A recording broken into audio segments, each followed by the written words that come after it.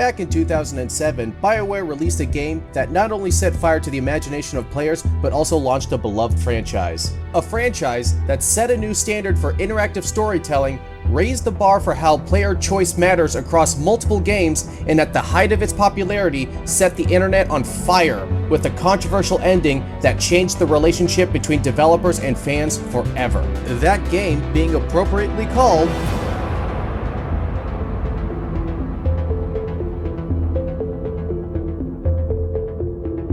Despite not having a new game since 2017, a poorly received one at that, Mass Effect still retains a strongly loyal and passionate fan base. But why is that? What made the original trilogy of games so special and such highly regarded pieces of interactive science fiction storytelling? And why is its current publisher holding it back and squandering its potential? My name is Manic Grant, and welcome to my channel.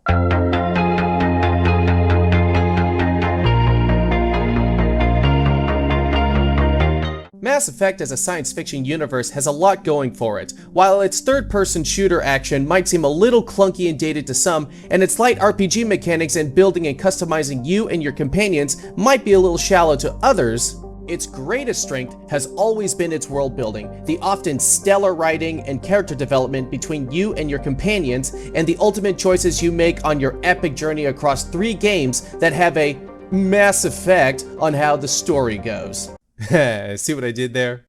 Oh, brother, this guy stinks! The games take place near the end of the 22nd century. Humanity had only just entered the greater galactic community after achieving faster-than-light travel just a few decades prior. Unlike most science fiction settings, humanity is not the top dog. We are just one of many species vying for control and influence, with other alien races having been spacefaring species for thousands of years. Great wars spanning the entire galaxy on multiple worlds have already been fought. Genocides have been committed, with many alliances, trade deals, bad blood, and old grudges to be found. This world is very lived in. The amount of history and background information of both a political and even biological nature for some of the alien races, the level of effort and detail that was expanded by BioWare and their writing team for the first game is honestly unheard of today. After working on licensed IPs to make RPGs for Dungeons & Dragons and Star Wars, they wanted to take a chance to create their own science fiction RPG, and it was clearly a passion project for them, and in return, they were rewarded with an equally passionate fan base for their hard work.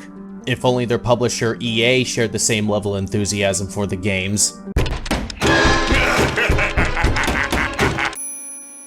Microsoft was once BioWare's publisher, but once they let them go to join EA during the middle of Mass Effect 2's development, that's when things turned for the worse for the series. Mass Effect 2 was already too far in development for EA to start meddling in its production, but once it was released to critical acclaim and development of Mass Effect 3 started, EA's now trademarked meddling soon began. The biggest and most glaring problem was EA demanding Mass Effect 3's development cycle only being 2 years, versus the 3 to 4 years of development that the first 2 games had the luxury of. This is the most probable cause of the game's rushed third act and the controversial ending, an ending so bad, EA won a Golden Poo Award for Worst Company in America, and BioWare had to release a free DLC to fix their broken, completely unsatisfactory ending that felt more like a band-aid at the time than a course correction.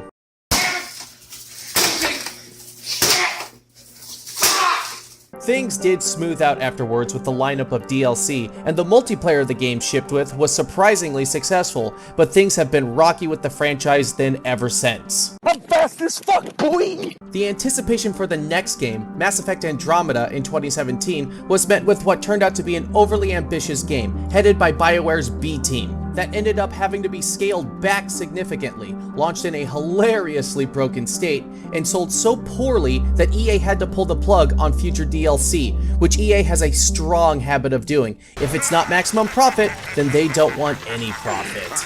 Seriously, EA's track record over the last couple decades is so bad that I should probably do a video on it in the future. There's been some bright spots though. The comic books have been great, and the novels have been good. Most of them. There was even an anime movie that was fine. My big gripe, and the reason for this video in the first place, is that there should be more, way more of this kind of expanded universe content outside of just the games. One of the things that I'm most envious about with Halo is just how much support the games have gotten with its EU lore content. Halo has over 31 novels alone. That's not even including all the graphic novels, comics, encyclopedias, 2 spin-off live-action films, a great animated anthology film, a TV show that will not be mentioned again, and a fucking cookbook. All this from just a big green armored guy and his blue hologram girlfriend. Mass Effect has a wealth of built-in lore and background info that's only ever mentioned in the games as window dressing, as an in-game codex, or as a device to push the plot forward. Where's the novelization of the First Contact War between the humans and the Turians? The Rachni Wars with the Asari, Solarians, and Krogans? The Krogan Rebellions? The Morning War between the Quarians and Geth? The Prothean War against the Reapers? Most of these stories can easily be stretched out into trilogies of books, like what Halo has with the Forerunner saga, Kilo 5 trilogy, and others. A Mass Effect animated anthology film like Halo Legends would be incredible. Mass Effect as a series has enough going for it that a TV show adaptation, if done right, could be wildly successful with general audiences. Mass Effect has such a dedicated and loyal fan base that's ravenous for new content and lore to consume, and EA is just sitting on it and squandering what could be a very profitable cash cow if they weren't so focused on maximizing profits on short-term gains. EA is probably the worst publisher BioWare and Mass Effect could have ended up being stuck with. Now, I understand that back during the 360 era, Microsoft wasn't that great of a publisher to be stuck exclusively with either. I mean, look at what happened to Rare when Microsoft bought them from Nintendo. But I think Mass Effect as a franchise would have thrived more under Microsoft's support, especially regarding the extended universe content that a series like Mass Effect would really benefit from. But under EA, Mass Effect is just one buggy game that was rushed out the door before it was ready, resulting in poor sales away from being possibly killed off forever. And as we've seen from the excellent Dead Space remake, the rumored remake for the second game got shelved after the first didn't meet EA's often impossible sales goals. So even if you make a great game, nothing is safe from EA's greed and short-sightedness. EA doesn't deserve Mass Effect. Mass Effect deserves better. Well, hey there!